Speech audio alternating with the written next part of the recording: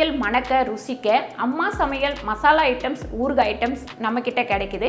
நீங்கள் கீழே வந்து நம்பர் கொடுக்குறேன், நம்பரில் காண்டாக்ட் பண்ணுங்கள். வணக்கம், நான் உங்கள் அம்மா சமையல் மீனாட்சி. இன்றைக்கி கத்திரிக்காயும் குடமிளகாயும் வச்சு ஒரு வதக்கல் பண்ண போகிறோம். அது ரொம்ப சிம்பிளாக இருக்கும். இதுக்கு தேவையான பொருட்கள் உங்களுக்கு வந்து ammasamaiyals.comல கீழே லிங்க் கொடுக்குறேன். கண்டிப்பாக போய் கிளிக் பண்ணி போய் பாருங்கள். அம்மா சமையல் ஃபேஸ்புக் பேஜை ஃபாலோ பண்ணலைன்னா கண்டிப்பாக ஃபாலோ பண்ணிக்கோங்க. வாங்க கத்திரிக்காய் வதக்கல் எப்படி பண்ணுறதுன்னு பார்க்கலாம். கத்திரிக்காய் குடமிளகாய் வதக்கலுக்கு இப்போ ஒரு 4 ஸ்பூன் எண்ணெய் ஊற்றிக்கலாம்.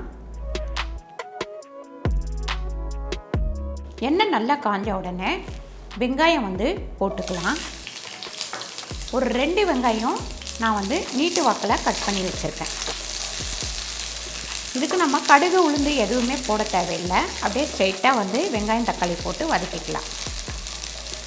ஒரு 3/4 ஸ்பூன் அளவுக்கு உப்பு சேர்த்துக்கலாம்.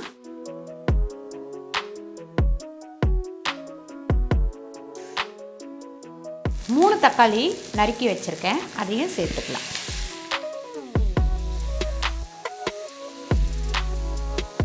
ரெண்டு குடமிளகா நீட்டு வாக்கில் நறுக்கி வச்சுருக்கேன், அதையும் இதில் சேர்த்துக்கலாம். ஒரு 350 கிராம் கத்திரிக்காய் நீட்டு வாக்கில் நறுக்கி வச்சுருக்கேன், அதையும் சேர்த்துப்போம்.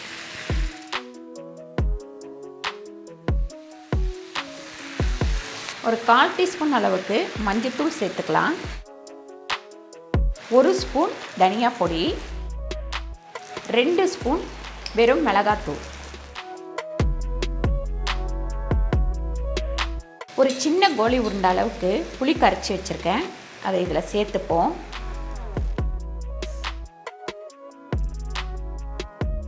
இப்போ இதை மூடி வச்சிடலாம். ஒரு 5 நிமிஷம் கழித்து ஓப்பன் பண்ணி கிளறி விட்டுக்கலாம். இப்போ நம்ம நடுப்புற இதை கிண்டி விட்டுக்கணும். மூடி போட்டு ஒரு 2 நிமிஷத்துக்கு ஒரு முறை இதை வந்து கிண்டி விட்டுக்கலாம். கரெக்டாக 8லேருந்து 10 நிமிஷத்தில் இந்த வதக்கல் வந்து ரெடி ஆகிடும். 2வது டைம் மூடி எடுத்து ஓப்பன் பண்ணதுக்கப்புறம் கிண்டி விட்டுட்டு ஜீரகப்பொடி 1 ஸ்பூன் அளவுக்கு சேர்த்துக்குங்க.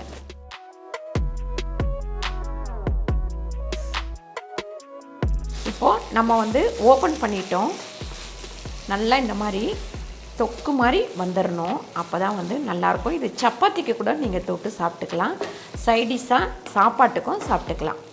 அருமையான கத்திரிக்காயும் குடமிளகாய் வதக்கல் வந்து ரெடி ஆயிடுச்சு. இப்போ இதை நம்ம வேறு ஒரு பாத்திரத்துக்கு மாற்றிக்கலாம்.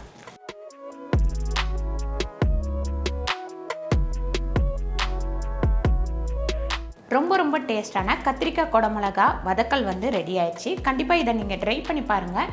இந்த வீடியோ உங்களுக்கு பிடிச்சிருந்தால் லைக் பண்ணுங்கள், ஷேர் பண்ணுங்கள், சப்ஸ்கிரைப் பண்ணுங்கள், ஃபேஸ்புக்கில் ஷேர் பண்ணுங்கள், மறக்காமல் கமெண்ட் பண்ணுங்கள். நன்றி, வணக்கம்.